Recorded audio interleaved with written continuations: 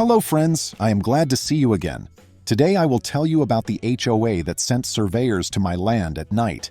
I didn't wake up to an alarm that night. I woke up to a green dot crawling over the inside of my bedroom window like a curious firefly. Then there was the faint zip of a tape measure in the dark, the clunk of a tripod foot, and a voice carrying across the pasture that sounded both official and exhausted. Mark it every 30. I checked the time on my phone before the screen burned my eyes. 3:28 a.m. My dog Piper lifted her head, made that confused little huff she does when something is wrong outside, and tilted her ears toward the field. The next thing I registered were headlights sliding along the far fence line, the kind you only get when someone pulls up to the ditch with the brights on but doesn't want you to know they're there. A second beam swept across my barn roof and paused like it was thinking about coming inside. I stood up slow, because quick movements have a way of escalating things, and caught my reflection in the window. Bed hair, old county fair t-shirt, socks but no shoes. The green dot flickered again and landed right on my chest before hopping away. I own a small farm, not big by any means, double-digit acres, a rectangular patch that backs up to a creek with 2 old oaks that used to hold a swing. I work a regular job and then do all the farm chores the way my grandparents taught me. Methodical, a little stubborn, mostly alone. My parcel is not part of any neighborhood. Across the county road there's a newer subdivision with a gate and a brick monument with an iron nameplate. That place has its own association, board, and quarterly fees. I wave when their joggers pass by in the mornings, and, if I'm being honest, I sell a lot of eggs and honey to them in the summer. We coexist, or at least we did, until they decided they needed my pasture. I slipped into my boots, grabbed a jacket from a kitchen chair, and did that walk shuffle that happens when you're trying not to make the floor creak. Piper slid next to me like a shadow, alert, but not barking. Out the back door, I saw the red blinkers of a survey crew working along my south fence. 2 tripods, 4 folks in reflective vests. One of them had a topo rod and was trudging through my winter rye like it was a public sidewalk. Another shined a light toward the drainage ditch where my property line is marked with old Ferris stakes. The worst part wasn't the trespassing. It was how routine they made it look. Clipboards, murmurs, gear bags, like they had a right to be there. I called the sheriff's non-emergency line because this county doesn't mess around if you call 911 without someone actively getting hurt. The dispatcher answered with that practiced calm and asked for my address, if there were weapons, and whether the people were known to me. I told her I had unknown persons on my property, at night, with surveying equipment, and I wanted an officer to come out. While she confirmed the cross street and put out the call, a guy in a vest wandered closer to my barn and swung his flashlight into the goat pen. My old wether, Huckleberry, stamped and blew, unimpressed. "Hey!" I called out from the porch, voice steady because that's the tone my grandfather used when a neighbor's cows got into our alfalfa. "This is private property. Who are you, and why are you here?" The man with the topo rod froze. The one with the clipboard peered toward me like he was trying to place a face at a reunion. The third, older, with a mustache that looked like it had been a choice since high school, raised a hand like he was conducting an orchestra. "Ma'am," he said, "we're here on authorization from the association across the road. We'll be out of your way quick." I stared at him like he'd just told me water flowed uphill. Authorization from who? He came a little closer, stopping at my purple paint line on the fence post. I did that last fall, every 100 feet, because our state recognizes the purple paint law, saves you from constantly replacing weather-faded signs. "Homeowners Association," he said, taking a breath. "They retained us to mark the new lots and access." "That's a drainage easement," I said. He tilted his head. "Not what we were told." "You were told wrong," I said. "And even if you were told right, you don't get to show up on my land at 3:28 in the morning and start sticking flags in my pasture." He held up the clipboard like it was a badge. "Well, we do night work to avoid traffic," and the HOA's president said. From the ditch, a new voice boomed with the tone of someone who's been correcting people for too long and enjoys it too much. "You cannot stop us from using your property." The flashlight beam hit me square like a challenge. The person attached to it stepped up onto the bank and into my field like she had been stepping onto my field all her life. She was a compact woman with a neat bob haircut and an expensive windbreaker that didn't belong anywhere near mud. I'd seen her once before at the farmer's market, telling a vendor that the jars weren't aligned on the table. The kind of person who believes order is a moral duty and has an email signature longer than the email. "Marla," someone said in that deferential tone people use for a boss. I kept my hands in my pockets so I didn't do anything useless like wave them around. Piper leaned against my left leg with her nose pointing straight at the woman. "Ma'am," I said, matching her tone but using the same word because sometimes it's the one that lands the point. "What you just said is not how property law works in this country." Before she could rebut me with a policy memo, the crunch of tires on gravel announced the deputy's arrival. Two, actually. Their headlights swept the fence line with the kind of confidence you only get when you've been up 2 hours before dawn for years. I stepped off the porch to meet them halfway. Piper pressed to my shin in that sideways posture that says, "We're doing this together." "Morning," the first deputy said, removing his hat like he was stepping into a church. "You the owner?" "Yes," I said, giving him my name and handing over my driver's license. "They say they have authorization from an association, but this land is not part of any association. They're all on my side of the property line. It's 3:28 in the morning. My animals are stressed. They've got lights and tripods." He gave me that careful cop look. Professional, a little skeptical because that's necessary, and also kind in the way you'd be when someone's voice tremors but their words don't. "Hang tight," he said, and turned to the reflective vests. The exchange that followed felt like theater I hadn't auditioned for. The older mustache man tried to hand the deputy a work order. The deputy didn't take it. He said, "Hands on your own paperwork, please," and angled his body so his comrade could watch everyone else. Marla tried to step forward like the deputy was there to be managed, and he said, "Ma'am, please step back to the outer edge. Right there is fine." The deputy asked who hired them, what the scope of work was, why they thought they could enter a property that wasn't theirs at night. Then, with the patience of someone who has said a thing 100 times, he talked quietly about criminal trespass. He explained that unless they had a court order, a warrant, or some very specific kind of emergency authorization, they did not. They had no right to be on my land, regardless of what an association told them. He pointed to my purple marks on the posts and the reflective "no trespassing" sign I'd put up at the gate. He said those signs extended the clarity of notice. He asked one of the crew if he was licensed in our state. The man nodded. The deputy asked if he liked his license. The man nodded with less conviction. "Let's start by moving everyone back to the public right-of-way," the deputy said finally. "We're going to write some citations." The fines were not huge, a couple $100 each if memory serves for the trespass and a separate citation for a vehicle parked partially blocking the ditch in a way that violated a county ordinance. The deputy told me how to seek a restraining order if it continued, and he gave me a case number which I wrote down on the back of an old feed order, because that was the paper I had closest to a pen. He also advised me to get my deed and the subdivision plat and the association covenants copied and keep them by the door. "People get confused about lines," he said with a weary little smile, "but night visits are not how we handle confusion." The survey crew clinked their equipment back into cases with the defeated energy of folks who have done what they were told, and now realize the person who told them things is not the person who gets to decide. Marla stood at the fence line and stared with a freeze-dried outrage that made me wonder how she handled grocery checkout lines. As they left, I heard her hiss to one of the men, "This is not the end of it." The man did not answer. By 4:10 a.m., my pasture was dark again except for the stars and the little solar light on the gate. Piper and I stood there a while, listening to the frogs by the creek and the restless shuffling of the goats. I gave them a quick extra flake of hay because bribery works on my herd and also on me. When I finally lay back down in bed, the adrenaline refused to let me sleep. I watched the ceiling fan go around and around and made a list in my head. I'm not someone who goes looking for fights, but I also don't let someone else draw a picture of my boundaries.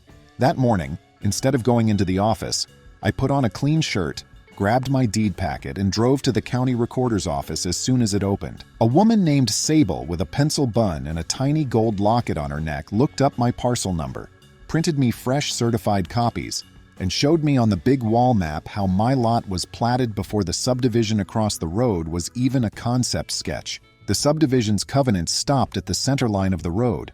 My side wasn't just an oversight, it was an entirely different thing. I walked 2 blocks to the planning department and asked about any applications involving my road, my ditch, and anything requesting access across the creek. The planner, a tall man who had triathlete energy despite the paper piles on his desk, pulled up a zoning map and said there had been a pre-application meeting for a pocket annexation that would include 3 new single-family lots aligned with the cul-de-sac across from me. The phrase he used, pocket annexation, Sounded like someone sneaking a candy bar into a movie they didn't pay for. He explained that no application had been filed because the subject property owner, that would be me, had not signed anything.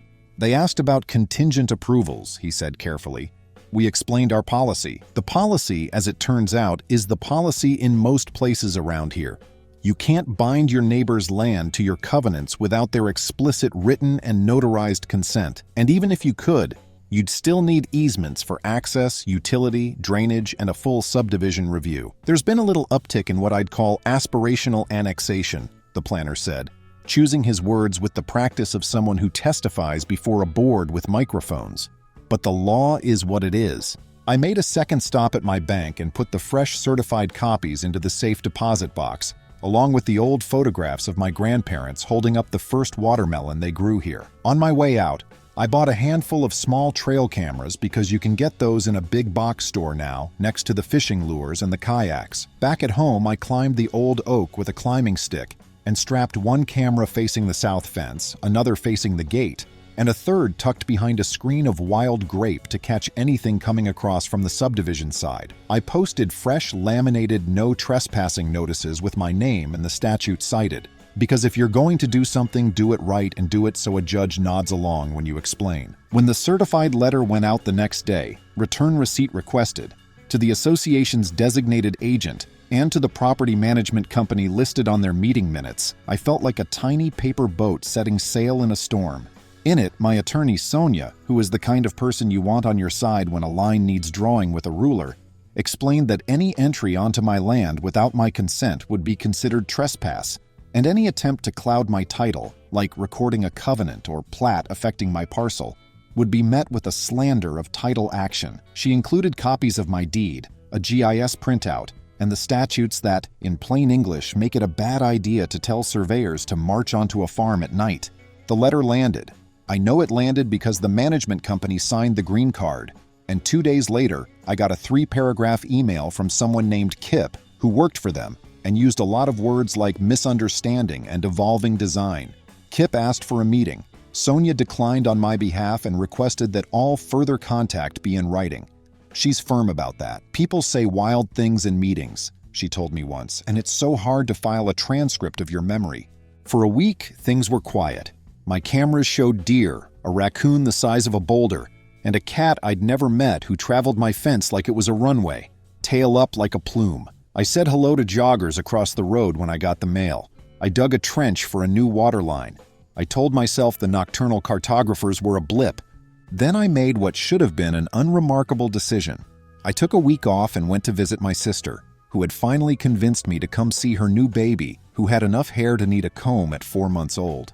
My neighbor Huck, retired, keeps bees, knows how to run a chainsaw better than I ever will, promised to feed the goats and check the mail. I set the lights to timers and left a key with Huck, because he's the kind of neighbor who once fixed a broken gate hinge just because it offended his sense of how hinges should behave. You can guess what happened.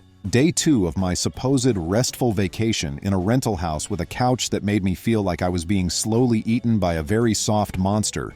My phone buzzed. It was a text from a different number than Huck's. "This is Eli. I work nights. I live near your place. People on your field again. Lights, trucks.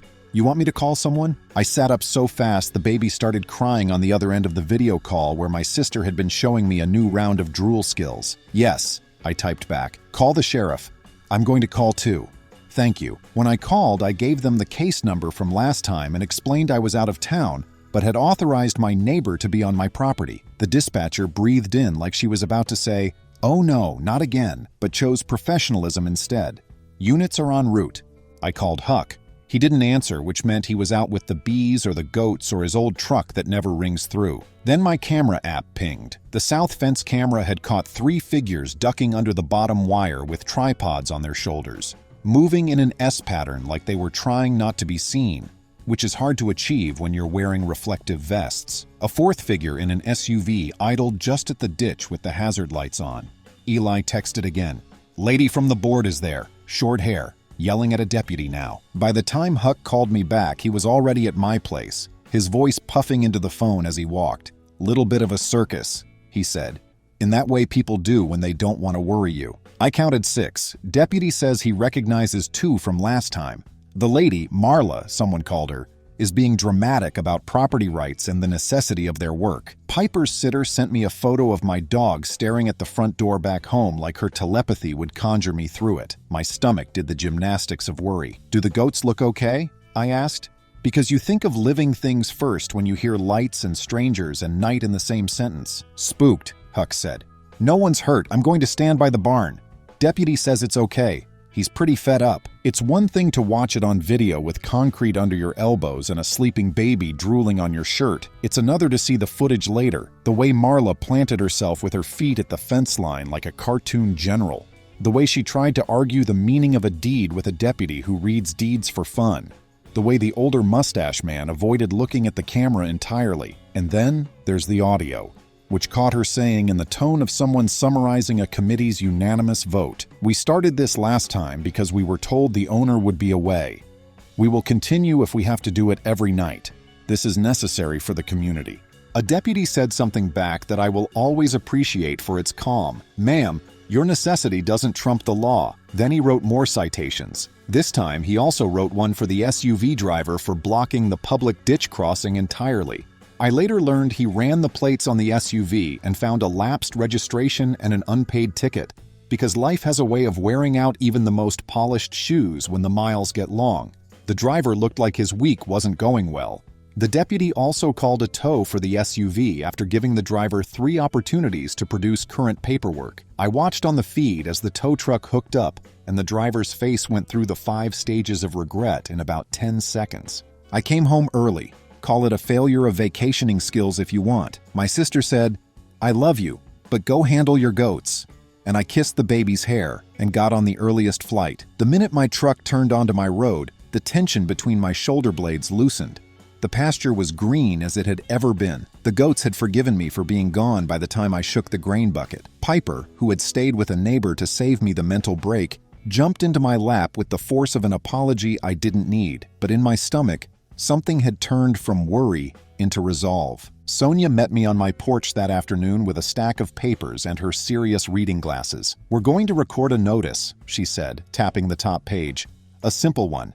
It says you're the owner, that your land is not encumbered by the association, and that anyone who claims otherwise is on notice. They're going to eat their words in court." I signed it and we walked it back down to Sable at the recorder's office because sometimes walking a piece of paper yourself feels like getting the last word. Sable stamped it with that satisfying thunk and slid it back across the counter.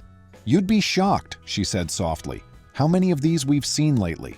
You're doing it the right way." At home, I went deeper. I pulled the association's covenants, which are public. I read every line. I learned things I didn't want to know and some things that made my eyebrows climb. Their covenants had a provision that allowed the board to annex adjacent property upon the fulfillment of conditions precedent. But the conditions included written consent of the owner and, this is my favorite part, approval by the county. There was no way around that. You can't write your way out of the law. I also printed their last 2 annual meeting minutes where they floated the idea of expanding the community footprint to increase valuation, a phrase that sounds like it came from a brochure more than a neighbor. Then I found something else. It was an informational packet that had been posted by the association on their website for exactly 1 week 2 months ago, before it was taken down. But the internet does not forget if you know how to ask it nicely. In it, there was a schematic showing 3 little rectangles tucked into the field that is my field, with a dashed line drawn across my ditch and through my fence to meet their cul-de-sac, like it had always been meant to be there.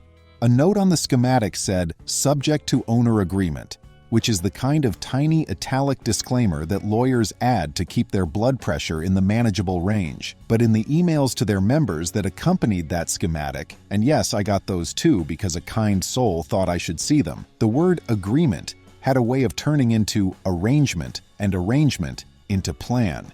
And by the time it reached the back fence, it became done deal. I brought all of this to Sonia, who read it and exhaled in that long, slow way that means the suit is coming out of the closet. "We're going to do 3 things," she said. 1.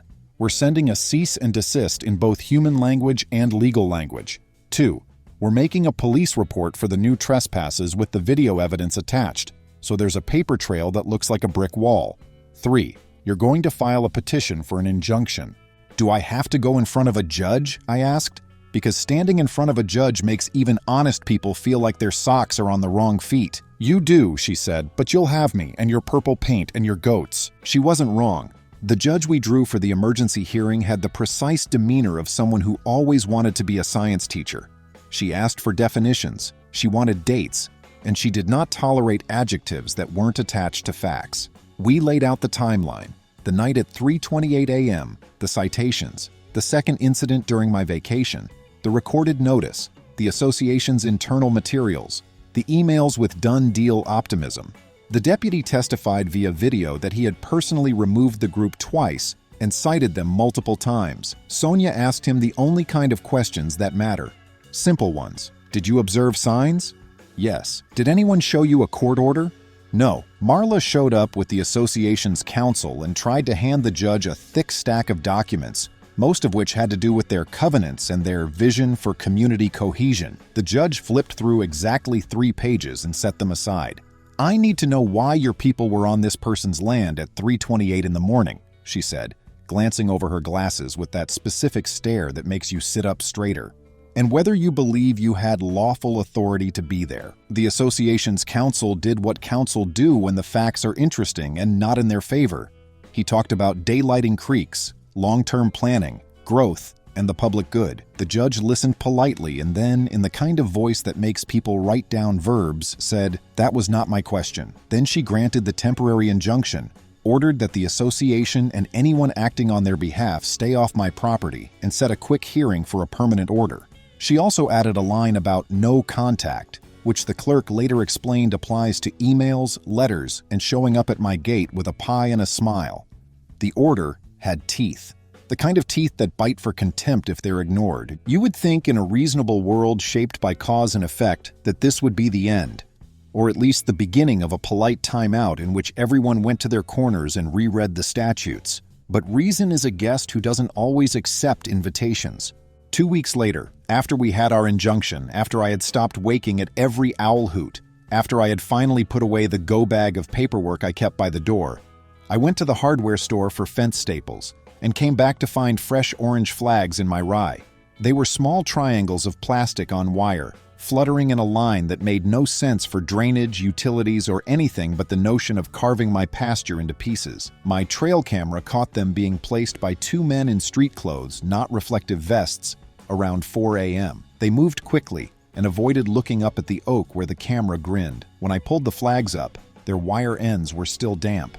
Sonia's email to the association's counsel included the words contempt proceeding and sanctions. She also attached the camera stills. That got us a quick response. Bluster, plus a claim that maybe the flags had been left by a utility check because someone called 811. The thing is, I had called 811 the week before for my own trench work. The utility marks are paint on the ground in bright blue and red, not orange flags bent like paper clips. Also, the area flagged was nowhere near the trench. I sent a photo of the official marks. I sent a photo of my goats looking skeptical at the flags.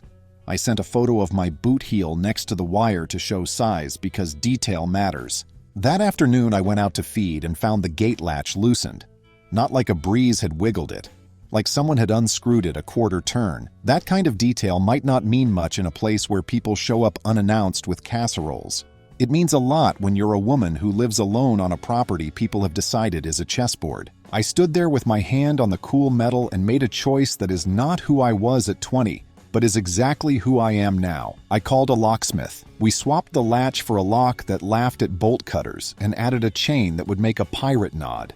I also bought a trail camera that sends live texts and pointed it right at the latch. That camera and I became friends, the kind where you don't talk every day, but when you do, you know it matters. You might be wondering where the now in jail part comes in. I was too. At that point, we had fines and an injunction. We had bluster and flags. We had a woman with a bob who believed that volume is a form of persuasion. What we didn't have was the kind of event that shifts a story from annoyance to lesson. The shift came courtesy of a notary stamp. It happened on a Wednesday. I was making coffee that tasted like determination when Sonia called with a tone that made me put the mug down very carefully. "They recorded a thing," she said without preamble. At 9 yesterday morning, a unilateral annexation amendment. They what? I asked, because sometimes astonishment masquerades as confusion. They recorded a document, she said, purporting to annex your parcel into their covenants without your signature. It has a notary seal. It references the wrong legal description, sloppy, but it lists your parcel number correctly. My heart did that specific heavy thud that means your body is trying to get your attention. But they can't, I said. They can't, she agreed. And yet the recorder takes what they're given, and now there's a cloud on title we are going to burn away. She sent me a scan. The document had the association's name in a font that tried very hard to be elegant. It recited a bunch of whereas statements like the prelude to a high school play. It hereby annexed my land. It had a signature line where my name should have been. On that line, there was a scrawl that wasn't mine. Next to it, a notary seal and a declaration that the person named had appeared and acknowledged. The name of the notary was printed in neat block letters with a commission number. Is it a forgery? I asked. Looks like it, Sonia said. But we confirm. We call the notary. We ask if they notarized your signature. If they did, we have one set of problems. If they didn't, we have a different set. Both sets end badly for someone who is not you. It took 2 phone calls. The notary, Jules, said she'd never met me or notarized anything for the board. She keeps a log per statute. The entry number on the recorded annexation didn't match her book. Whoever used my name did it without me, she said. Sonia called the sheriff. Forging a notarial certificate isn't a prank. It's a crime that guts the recording system. The deputy who met me at 3:28 a.m. took the report like a puzzle he was wired to solve. He gathered statements, my ID, samples of my real signature, Jules's statement, and her scanned log. Then he visited the property manager and the board. Word traveled. The assistant with loafers had walked the paper in at leadership's direction. The latter ended at Dalton, the board's make it happen guy. He had a buddy with a novelty embosser, a scanned notary seal from an unrelated document, and a phone photo of it in bad light. He'd emailed the manager. Use this to get it filed ASAP. Owner is on vacation. Timing perfect. You don't need a law degree to see the felony parade. The sheriff's office built counts for forgery, filing a false instrument, and attempted theft by deception. A detective named Troy confirmed I'd signed nothing. People get impatient with process and call it efficiency, he said. That was the tipping point. Troy emailed first so my dog wouldn't bark his badge off. On the porch, he flipped through trail cam stills and whistled at flag planters caught full profile. He said they'd already pulled emails with Dalton's timing perfect and the JPEG of the purloined seal. Will it stick? I asked. It stacks, he said.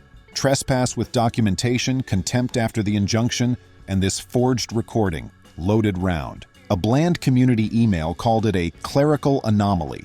Margot, my honey customer, forwarded it and asked how to help. I kept working, reseeded rye, braced a fence post, set the trough on blocks so Huckleberry could scratch. I thanked Eli with eggs. Sonia filed for a permanent injunction, trespass damages, fees under the false recording statute, and slander of title. The judge heard timestamps to the minute. The deputy testified. Eli, shy, said he called because that felt like common sense. The manager tried pre-work excuses. Did you see written permission? No. Did you know about the injunction when the flags went in? Yes. The judge granted the injunction, contempt penalties and fees. Criminal wheels turned. A grand jury indicted Dalton for forgery, false instrument, conspiracy. The shiny watch assistant got aiding and abetting. Booking photos landed on the local page. I don't gloat. I respect the mechanism that cuffs people who weaponize seals. Life didn't stop. Huck and I checked bees. Homeowners were furious. They called a special meeting and recalled the board, fired the manager, apologized by name. People tolerate plenty until you touch sleep, money, or someone else's land. Dalton fought dismissal. No harm, recorder would have caught it. The judge. The harm is the act and its risk. The assistant pled. Misdemeanor, probation, 100 hours in a community garden. Marla violated a stayed contempt sentence by lurking at 2 a.m. The judge executed a week in county. She moved away. I didn't answer her letter. We settled civilly. Damages, an upgraded gate and cameras, Sonia's fees, and a recorded declaration disclaiming any HOA claim over my land. We quieted title. The recorder stamped the forgery void. I put the farm under a conservation easement, seatbelt against the next expansion plan. Neighbors returned to my stand. Rowan, a tall teen, now swings a hammer here on Saturdays and fixed the gate hinge Huck had been nursing with a rock. The new board tightened bylaws, retained emails, and posted my injunction, not to shame but to remind. I spoke to their kids about goats and boundaries. Huckleberry endured petting. Everyone laughed when I said he toots when he's nervous. Nights went back to owls and foxes. Sleep returned. Sentencing. I read a statement about fences that mean no and notary names used like hammers. Dalton got 9 months in county, 2 years probation, restitution to the recorder and notary, and 200 hours half with the land trust. The assistant got garden hours and a fine. The system worked because maybe met no. Now the gate sighs when I oil it, the chain slides, the latch holds. The fence is honest. The law is enough. If you come by, Piper will hear you before the chain rattles. Huckleberry will pretend not to care. I'll sleep. Friends, thank you. See you soon.